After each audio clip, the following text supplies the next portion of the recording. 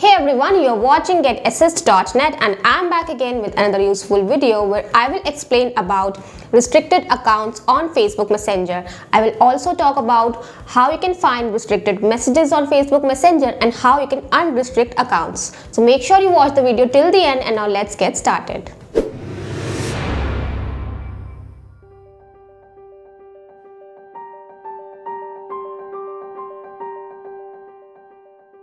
So now I will show you how you can restrict accounts on Facebook Messenger. For that you have to open the Messenger app and then you have to long press any of the chats.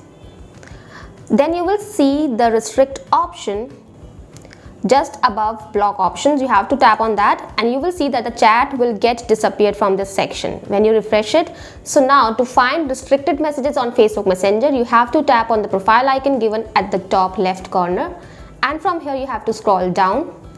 And then you have to tap on privacy and safety.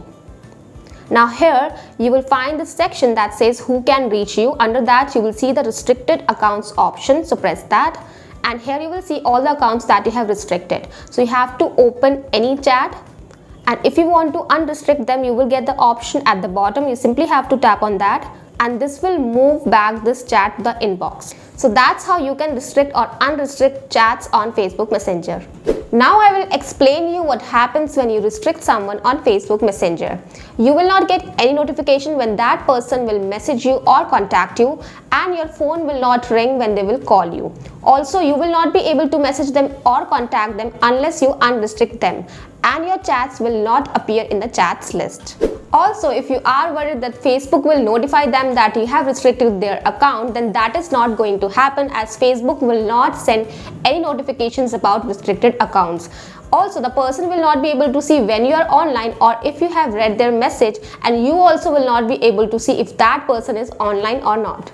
So that was all for today's topic. I hope you found this video helpful and if you do, don't forget to hit the subscribe button and also press the bell icon to stay notified of all my upcoming videos. If you have any doubts, issues or queries related to any of my videos, do let me know in the comment section down below. And for now, I will take the leave. We'll see you the next time.